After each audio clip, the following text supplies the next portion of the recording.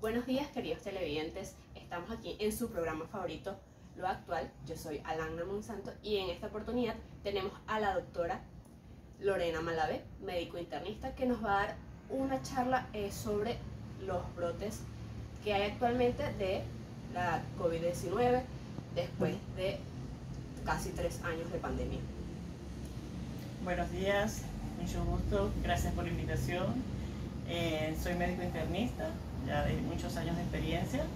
Actualmente laboro aquí en Caracas y bueno, un excelente tema hoy en día, en vista de que, bueno, por algunas circunstancias ya gubernamentales se han bajado las medidas de bioseguridad que todavía deberían de seguirse manteniendo en vista de que seguimos con brotes de la COVID un poco más controlada. Ya no hablamos de pandemia, pero siguen existiendo brotes en diferentes países.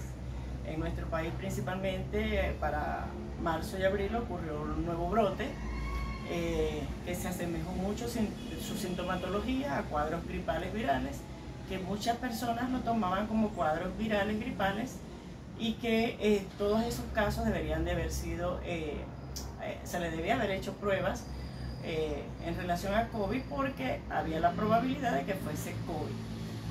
Dentro de la variante de Omicron, para el mes de marzo-abril, existió un nuevo brote de una variante que su comportamiento fue como eso, como un cuadro gripal. Siguen existiendo brotes, por lo tanto debemos seguir manteniendo las medidas de bioseguridad en espacios donde haya conglomerados de personas, en espacios donde estemos encerrados. Se deben usar las medidas de bioseguridad, principalmente el uso del tapaboca, el K95, que es el más adecuado para prevenir el contagio. En caso de las tasas de mortalidad, ¿ha disminuido o se ha agravado últimamente? Gracias a Dios y gracias a las medidas que se han tomado por parte de los diferentes organismos de salud, ha bajado bastante la mortalidad por el uso de las vacunas. Hoy en día recomendamos 100% el uso de la vacuna. La experiencia y la investigación nos llevó a que es una de las mejores medidas y es lo que ha hecho que la mortalidad haya bajado en los diferentes países. Y las nuevas variantes que estamos viendo de COVID son variantes que han generado más morbilidad que mortalidad, y en parte ha sido por el uso de las vacunas. ¿Cuál es tu posición al respecto sobre las personas que están en contra o negadas a vacunarse? Bueno, les diría que deberían vacunarse porque la experiencia, el COVID fue una gran experiencia en el mundo de la salud, en el mundo científico, en los diferentes organismos, una gran experiencia en la parte de investigación, que todavía seguimos en eso, avanzando, porque todavía hay muchos caminos que no se precisan bien algunos aspectos. Y hoy en día sí está demostrado que el uso de las vacunas nos ha llevado a un buen control de la enfermedad, por lo menos en cuanto a morbilidad, a mortalidad, perdón, y a disminuir la gravedad de la enfermedad.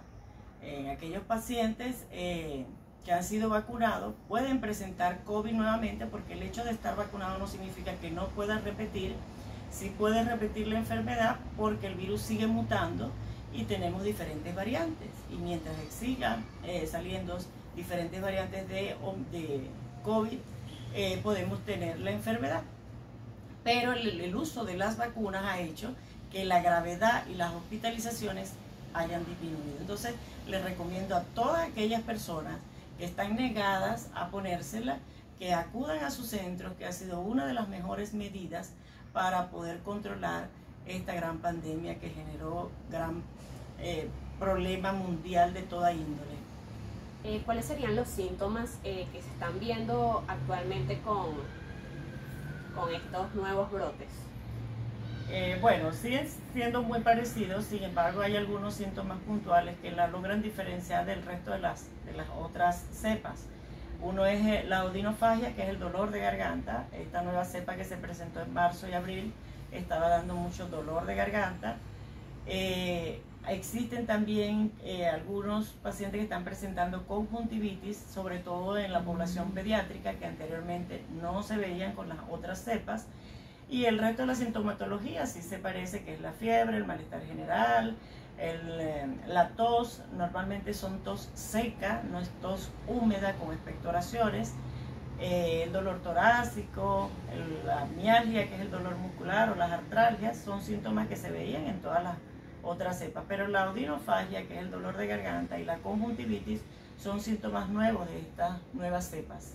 Entre otro tópico que quiero tocar también es el tema de la tuberculosis, que hoy en día los medios de comunicación han estado muy en auge, que hay casos de tuberculosis, como que sin fuera de este año para acá. ¿Qué puedes comentar al respecto?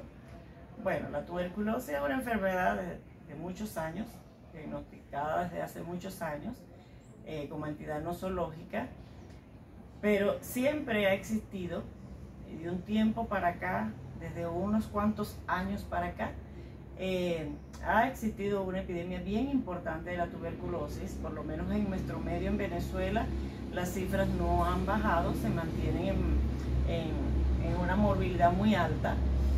Sobre todo en aquellas poblaciones que están inmunocomprometidas, en aquellas poblaciones donde no hay buenos controles sanitarios, donde hay hacinamiento, podemos ver grandes brotes de tuberculosis. Por decirle, si vamos a las cárceles probablemente y hacemos estudios epidemiológicos, vamos a conseguir que existen grandes brotes.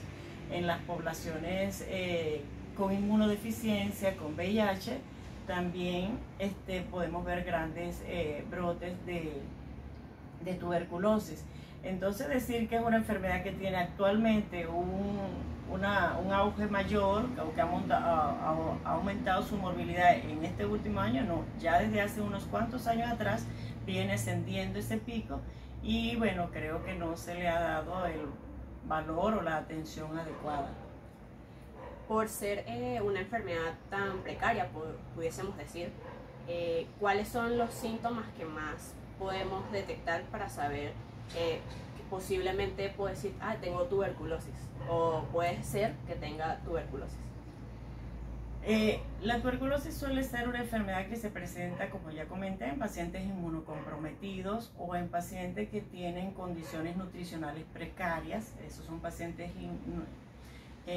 no inmunocompetentes, son pacientes que tienen un sistema inmune bien deteriorado y tienen riesgo de presentar este tipo de enfermedad.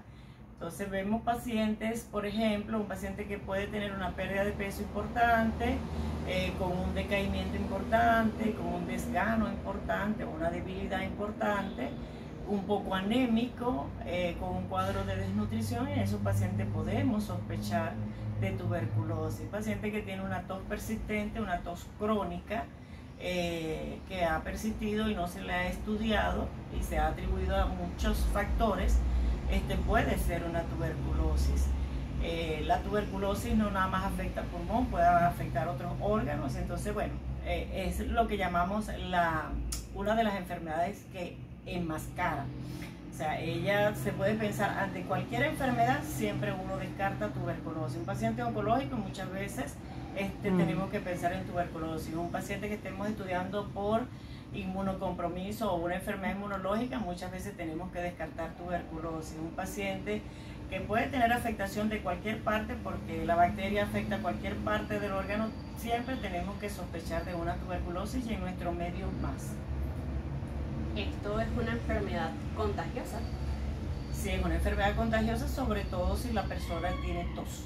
Si la persona tiene tos es donde hay el riesgo del contagio. La tuberculosis miliar o extrapulmonar no es contagiosa. Ok. En el sentido de pruebas, ¿cómo se maneja en ese sentido? Ya que siento que para tal vez la población es algo desconocido. Para diagnosticarla a veces no suele ser tan fácil, dependiendo de qué órgano estemos pensando que pueda estar afectado por el bacilo, por la tuberculosis. Si se trata de una enfermedad pulmonar, suele ser un poco más viable el diagnóstico, o más fácil para hacerlo, porque bueno, hacemos ciertas pruebas con el esputo, se manda a hacer un BK de esputo, que es una de las pruebas principales, a ver si está el bacilo en el esputo, si no a veces hay que hacer cepillados y lavados bronquiales para tomar secreciones. Hacemos una prueba que se llama PPD, que es una prueba inmunológica para diagnosticar la tuberculosis, pero otras veces necesitamos hacer hasta biopsias. ¿Cómo crees que esta nueva era post-pandemia ha afectado la salud o la vida sana de las personas? Interesante porque, bueno, estamos viviendo una era post-pandemia. Una cosa era lo que vivíamos antes de pandemia y otra cosa es post-pandemia. Ha afectado de todo punto de vista, desde el punto de vista de la salud, el desenvolvimiento completo del ciudadano, aparte de las afectaciones que hubo a nivel socioeconómico, laboral, todo lo que afectó la pandemia, ¿no? Pero en relación a la salud, los pacientes que estamos viendo que quedaron post pandemia, muchos han quedado con lo que se llama el COVID prolongado, el COVID long, que es aquel paciente que posterior al COVID quedó con padecimientos y que ha disminuido o ha mermado su calidad de vida. Son pacientes que se han visto, uno de los síntomas que más quedó o que más se ve en el COVID long, en el COVID prolongado, es el paciente que manifiesta fatiga, el paciente que se cansa, el paciente que ya no tiene su misma condición física porque siente que apenas hace un poco de actividad física, siente cansancio. Los pacientes han presentado mucho también, además de la fatiga, han presentado dolores torácicos, palpitaciones, problemas cardiovasculares, problemas de memoria. Y creo que ahora viene ese estudio, que estamos haciendo mayores cosas allí, mayor investigación, qué pasa con el COVID posterior en el tiempo, porque hemos visto que ha afectado mucho a la salud de aquel paciente que padeció COVID, y también hemos visto en aquel paciente que tuvo COVID asintomático y que posterior a ello comienzan a desarrollar síntomas crónicos que pudieron haber estado asociados a el haber estado infectados por COVID a pesar de haber estado asintomático. Vemos también que ha ocurrido posterior al COVID un aumento en los pacientes diabéticos. Ya sabemos que el COVID se asocia con hiperglicemia, que posteriormente el paciente desarrolla diabetes, sobre todo en aquellos pacientes que tenían predisposición. Y en aquellos pacientes también con predisposición cardiovascular hemos visto que posterior al COVID quedaron padeciendo de tensión, de problemas cardiovasculares, y todo eso ha contribuido a que su calidad de vida haya disminuido, pues, o sea, se haya visto comprometida, y eso hace obvio que el desenvolvimiento del ciudadano en su vida cotidiana, en su vida laboral, se vea un poco afectada. Bueno, para cerrar, ¿qué recomendaciones le darías a las personas para tratar de evitar todas estas afecciones que son medianamente graves, sobre todo lo que es la tuberculosis? Primero, bueno, medidas de prevención. Siempre tenemos que tener en cuenta las medidas de prevención. En relación a tuberculosis, siempre pacientes que tengamos con tos, la tos no es normal, la tos es un mecanismo de respuesta a algo que está ocurriendo en el organismo. Entonces un paciente con una tos, sobre todo una tos crónica, es un paciente que debe usar su tapaboca, porque bueno, puede ser un COVID prolongado, pero puede ser también una TBC, entonces una tuberculosis, por lo tanto ese paciente tiene que usar tapaboca y debe ser visto. En ambientes o en espacios cerrados donde haya conglomerados de personas, deben usarse medidas de prevención como el uso del tapaboca. En ambientes de salud, en hospitales, en centros de salud, deben usarse medidas de prevención, el uso del tapaboca principalmente. Bueno, por el día de hoy se nos ha acabado el tiempo. Gracias a la doctora Lorena por aceptar nuestra visita. Y bueno, nos vemos la próxima semana para otro capítulo y otro entrevistado de Lo Actual.